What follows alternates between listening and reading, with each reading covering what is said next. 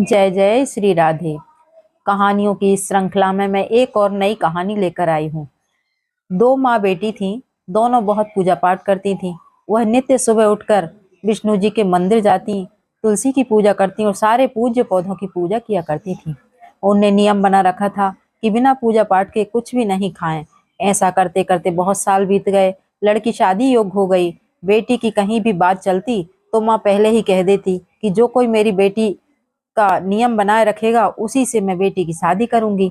एक बार जब लड़की देखने आए तो माँ ने वही शर्तें रखी, तो वह परिवार तैयार हो गया। लड़की की शादी हो गई, लड़की ससुराल पहुंच गई।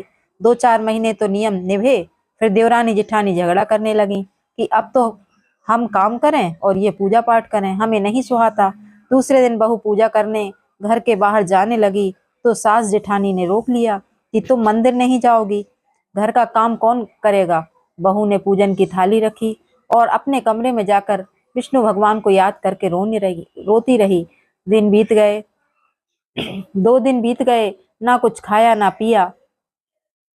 और रात में विष्णु भगवान ने स्वप्न में कहा, बहू सो रही हो क्या या जाग रही हो। बहू बोली, भूख में नींद नहीं आ रही और चिंता सता रही है। विष्णु भगवान बोले कि चिंता किस बात की बहू।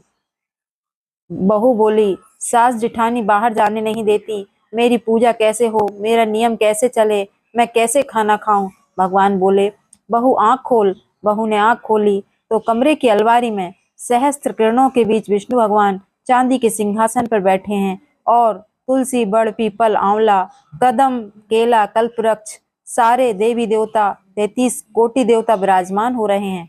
बहू जल्दी उठी और पूजा की थाली, जल का लोटा लाई, पूजन की और कहानी कही। भगवान जी ने हुक्का भरा, नीचे आकर पूजन कर कर नीचे आकर बहू जीमने बैठ गई।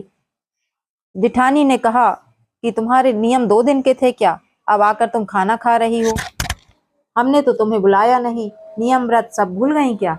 इस पर बहू बोली, मैंने सारे नियम किए हैं, चलो ऊपर मैं तुम्हें घर की अलमारी में दिखाऊं। सब उसके साथ ऊपर देखने गए। देखा कि चांदी की सिंहासन पर विष्णु भगवान विराजमान हैं और साथ में सारे पूज्य वृक्ष और 33 कोटि देवी देवता विराजमान हो रहे हैं। यह सब देखकर सास जेठानी को अचंभा करने लगी और बहू से माफी मांगने लगी। हे पुरुषोत्तम भगवान, जैसे आपने बहू को दर्शन दिए, उसकी सारी मनोकामनाएं पूरी की, वैसे ही हम सबकी करना। कहानी कहने सुनने वाले और हुक्का भरने वाले सभी की मनोकामनाएं पूरे करना। जय पुरुषोत्तम भगवान की, जय तुलसी मैया की।